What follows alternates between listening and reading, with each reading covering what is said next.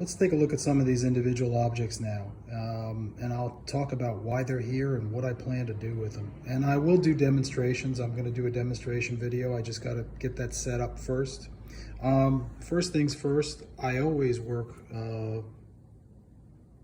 with an HB pencil. Let me get it around the right way. I like HB. It's a good pencil to work with. Sorry, it's giving my... I should leave it alone. I keep a couple erasers. The kneaded eraser, this one, doesn't allow for grit. Okay, you can clean things up and it doesn't leave any residue. The white eraser is a better eraser for actually physically erasing pencil, but it does leave a little bit of a pencil eraser shavings, and you have to kind of dust those off as you go. This is a nice big cheap Chinese bristle brush. Could come in handy.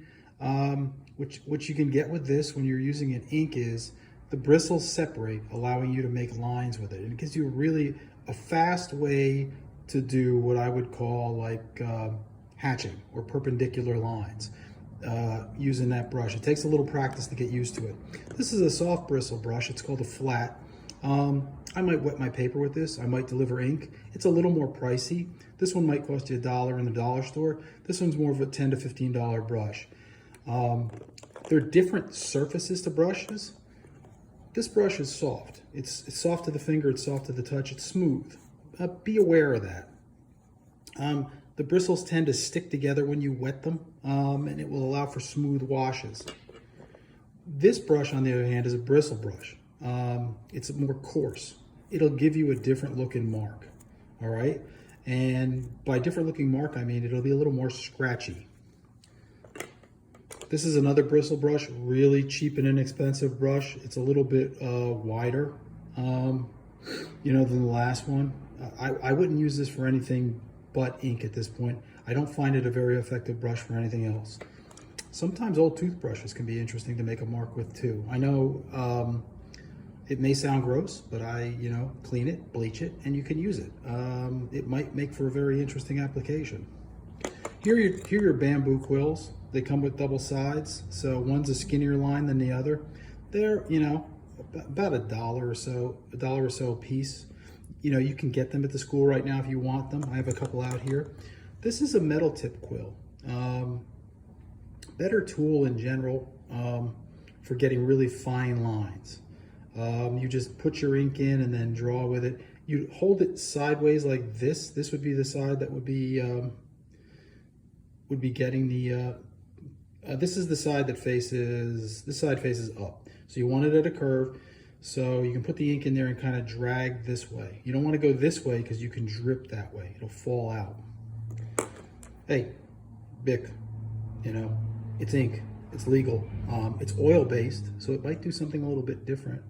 You can get a nice range with it. You can buy a 10-pack for about $1. Precise V's, I do like these brushes, or these pens. It's a super nice pen for drawing.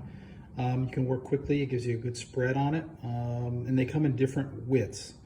A V7 is wider than a V5, which is wider than a V3. So the lower the number, the tighter the line. I mean, you can use Prismacolor if you want to. This is the Prismacolor one. They come in different widths also. These make interesting marks. Just your little cheap little sponge from like the dollar store. You can get it at Home Depot. You dip it in and you get an interesting mark out of it. I'll experiment and show you some examples of how to work with that later. Here's a couple examples of ink. Black Sumi ink or Higgins ink, both of these would work. Up here, this is just a leftover sponge. So be aware of that. That could come in handy for mark making. It could also come in handy for like spreading out a wash a little bit if you want, or spreading out some water to create a really smooth, even wash. Those are my contact lens cases. This is what the contact lens comes in. It's a really nice well, and it can be handheld if you want to do something. So you've got a little bit of a grip here. You just put your ink in the holder. You get a nice little double with the cases that I clean. I keep my contacts in at night.